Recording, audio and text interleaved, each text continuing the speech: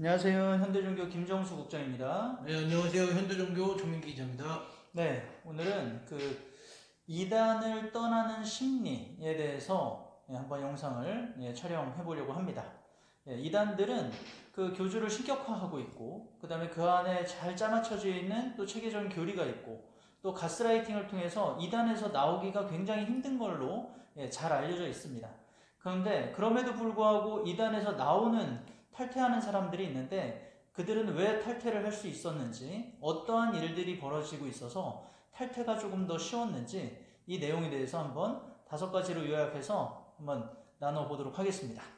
네, 첫 번째는 어떤 이유로 이단을 떠날 수 있을까요? 네, 일단 저는 제일 먼저 번아웃 증후군을 생각해봤습니다. 번아웃 증후군요. 네. 번아웃 증후군은 일단은 어쨌거나 이제 지치는 것과 연관이 되어 있거든요. 그러니까 이단에 소속되어 있는 신도들이 활동하는 것을 보면은요, 일정이 되게 빡빡합니다. 뭐 새벽 몇 시, 뭐 아침에 일어나서, 그렇죠. 뭐 새벽 2시, 뭐 2시, 3시에 잠들어서 그냥 잠드는 시간이 한 뭐 2~3시간밖에 안 된다고 해요. 그만큼 이제 그 모든 시간을 뭐 포교 활동에 집중한다든지 그들의 단체 생활에 되게 집중을 많이 하거든요. 그러니까 뭐 하루 이틀이야 할 수 있겠지만 이게 뭐 365일 계속 되다 보면 그 사람들도 어쨌거나 사람인지라 지칠 수밖에 없다는 거예요. 그래서 그런 부분 때문에 지쳐서 말 그대로 이제 번아웃이 오면서 내가 지금 무엇을 하고 있지라는 생각이 들면서 자발적으로 탈퇴를 결심하는 이런 계기가 된다고 있습니다. 네, 맞아요. 그 탈퇴자들 이야기 들어보면 하루 스케줄이 굉장히 꽉 빠듯하게 짜여져 있더라고요. 정말 아까 얘기한 것처럼 2~3시간만 자고 나머지 시간은 그 이단 단체에 완전히 충성을 다하도록 그렇게 하고 있는데, 또 처음에는 열정적으로 하지만 시간이 흐름에 따라서 지금 얘기한 것처럼 번아웃이 오는 경우가 있으니 그런 것들 때문에 또 탈퇴하는 이유가 될 수 있겠네요. 네. 두 번째는 상승정지 증후군입니다. 상승정지 증후군이 뭔가요? 이단들이 이제 신도들의 마음을 잡을 때 어떤 짧은 단계를 많이 제시해 주거든요. 그러니까 이 정도 신앙이면 믿음의 몇 단계가 올라왔다. 그런데 우리는 최종 믿음의 단계 어디까지 올라가야 된다 라는 식으로 제시를 많이 해주는데, 신앙생활을 거기서 하다 보면 이단 신도들이 그 안에서 신앙생활을 하다 보면 그들이 말하는 최고봉의 단계까지 올라갈 수가 없다는 것을 느낄 것입니다. 왜냐면은 그 자리는 무조건 교주만이 있어야 되는, 그래야 그 교주의 권위가 지켜지고 교주의 이런 뭔가 신격화되고 있는 교주의 그 위치가 유지될 수 있기 때문에 그 사람들이 아무리 노력해도 그 단계까지 올라갈 수 없다는 것을 자각을 하게 됩니다. 이 부분 때문에 더 이상 올라갈 것이 없구나, 내가 노력을 해도 변화될 수 있는 게 없구나 라는 것을 느끼고 이렇게 이제 그 부분에 대한 허무함 그리고 염증을 느끼고 탈퇴를 결심하게 되는 것이죠.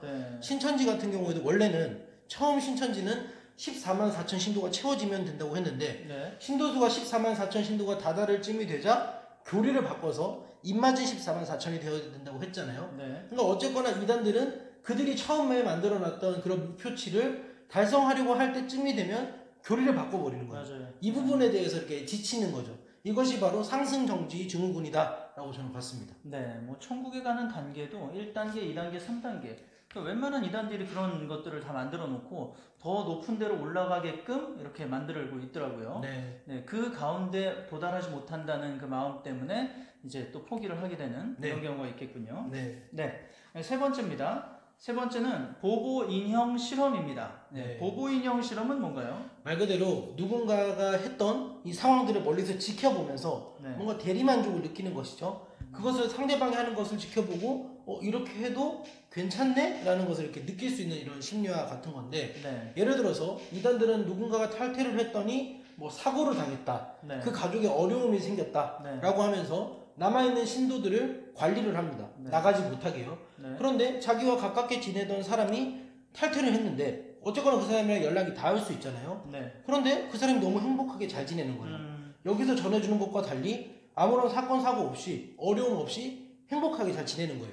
이것을 멀리서 지켜보면서 탈퇴를 해도 아무 문제가 생기지 않구나, 그럼 나도 이 어려운 생활을 이어갈 필요가 없겠다 라고 판단을 내리면서 탈퇴로 이어지는 이런 것이 바로 보고인형 실험이다 라고 저는 봤습니다. 네, 맞습니다. 이단들이 탈퇴를 두려워하는 이유가 탈퇴하면 저주받는다는 그 생각 때문에, 압박 때문에 그 강박 때문에 더 탈퇴를 못 하거든요. 네. 그리고 그 중간중간에 설교할 때마다 누가 탈퇴해서 사고가 났더라, 누가 네. 탈퇴해서 이렇게 안 좋게 됐더라, 네. 이런 이야기들 너무 자주 하다 보니까 그게 네. 머릿속에 박혀서 네. 탈퇴를 못하는 경우가 있는데, 네. 정말 실제 탈퇴한 사람들이 너무나도 잘 하고 있다는 것을 보고 네. 나올 수 있는 네. 그런 계기가 되겠군요. 네. 네.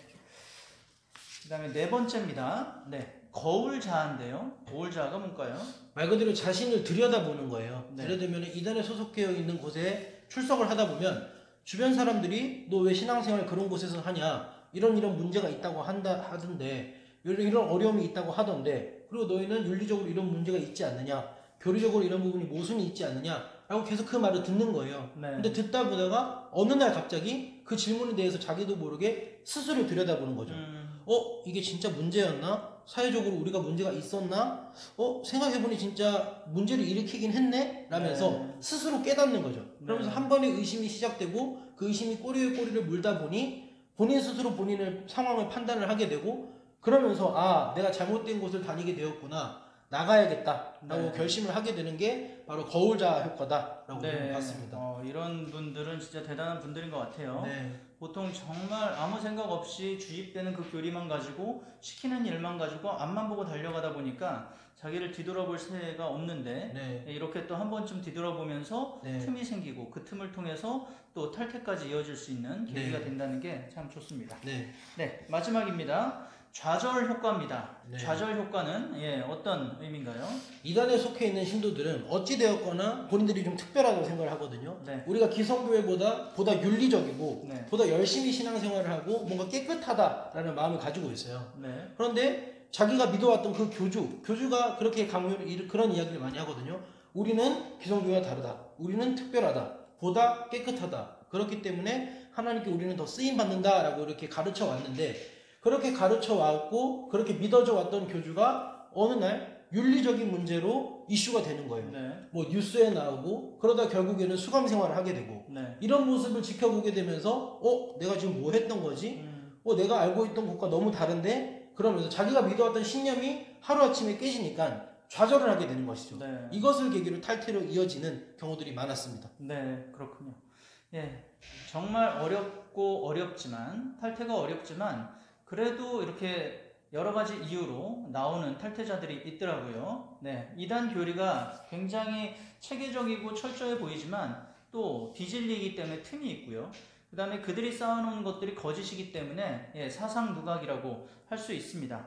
잘못된 교리로 쌓여진 이단들의 모습이기 때문에 또 한 번 건드리면 쉽게 무너질 수 있거든요. 그러한 탈퇴자들이 좀 많이 나왔으면 하는 간절한 바람을 전해 봅니다. 네, 고맙습니다. 감사합니다.